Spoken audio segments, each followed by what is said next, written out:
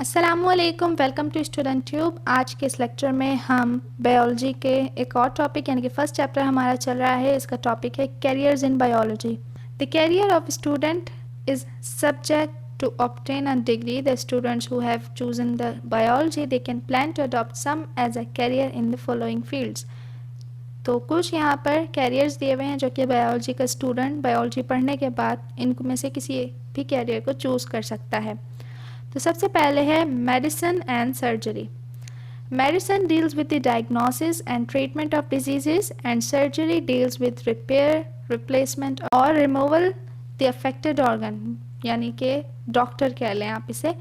तो मेडिसिन जो है मेडिकल डॉक्टर से आप कह लें। मेडिसिन सर्जरी भी एक बायोलॉजी पढ़ने वाला स्टूडेंट कर सकता है जिसमें किसी भी बीमारी को डायग्नोस यानी कि उसका ट्रीटमेंट किया जाता है, और सर्जरी यानी कि किसी भी ऑर्गन के ख़राब होने पर उसे रिमूव किया जा सकता है या फिर उसे रिप्लेस किया जा सकता है। ठीक है। Agriculture, this deals with production of variety of crops, fruits, vegetables, dairy products etcetera. Pakistan being an agriculture country, it can play very important role. So biology पढ़ने वाला एक एग्रीकल्चर की फील्ड में भी जा सकता है जिसमें एक बहुत ज़्यादा अच्छे तरीके से वो crops, vegetables, fruits and dairy products की पैदावार कर सकता है। क्योंकि पाकिस्तान एक एग्रीकल्चर कंट्री है तो ये एक अहम किरदार अदा करेगा। ठीक है।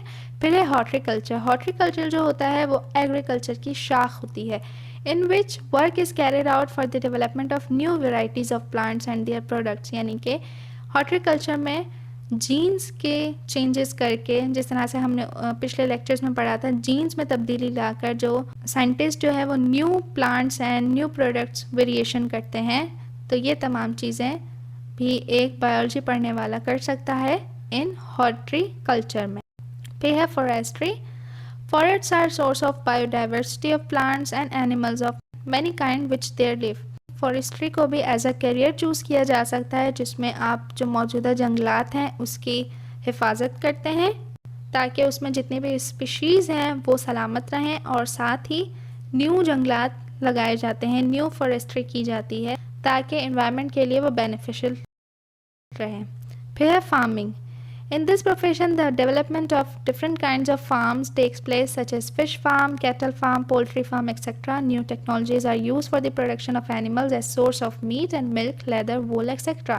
अब फार्मिंग में जो है डिफरेंट चीज़ों की फार्मिंग की जा सकती है, जैसे कि फ़िश फार्म होते हैं, कैटल फार्म होते हैं, पोल्ट्री फार्म होते हैं। ठीक है। कैटल फार्म मतलब जिसमें गाय, बकरे, भैंसे वगैरह इनके फार्म बनाए जाते हैं। फ़िश फार्म भी बनाए जाते हैं। ठीक है।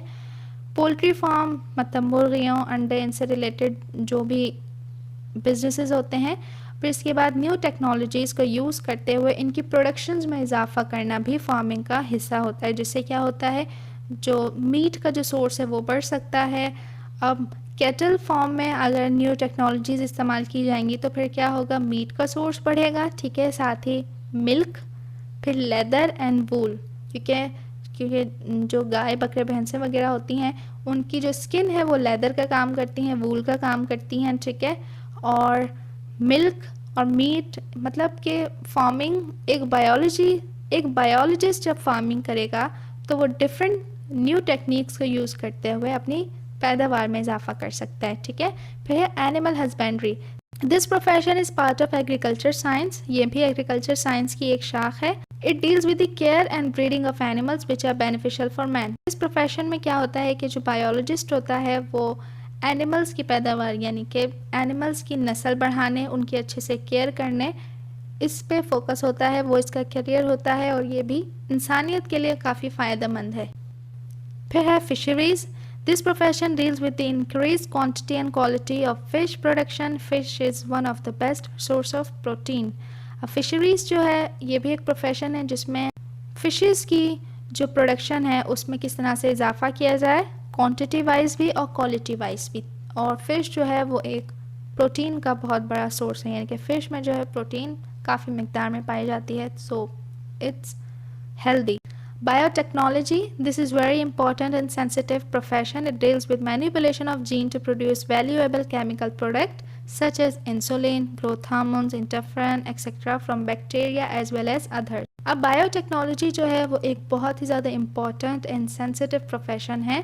अब इसमें क्या होता है, अगेन जीन्स को उनके साथ मैनिपुलेशन की जाती है, चेंजेस की जाती हैं और न्यू केमिकल प्रोडक्ट्स जो हैं तैयार की जाती हैं। इसमें सबसे पहले एग्जांपल आ जाते हैं इंसुलिन की। बहुत सारे ऐसे लोग जिनको डायबिटीज़ हो जाता है और उनकी जो बॉडी है वो इंसुलिन नहीं बनाती, तो फिर वो क्या करते हैं इंसुलिन के इंजेक्शंस लेते हैं। तो इंसुलिन के इंजेक्शंस जो बनाने का अमल है वो जो है वो बायोटेक्नोलॉजी में इस तरह से हार्मोन्स की ग्रोथ, इंटरफेरन और भी बहुत सारी इस तरह की चीज़ें बायोटेक्नोलॉजी में की जाती हैं। तो ये था आज का लेक्चर। उम्मीद करती हूँ कि आपके लिए हेल्पफुल रहा होगा। वीडियो हेल्पफुल रहा हो तो please like and share and channel को सब्सक्राइब करना मत भूलिएगा। मिलते हैं नेक्स्ट वीडियो में, तब तक के लिए अल्लाह हाफिज़।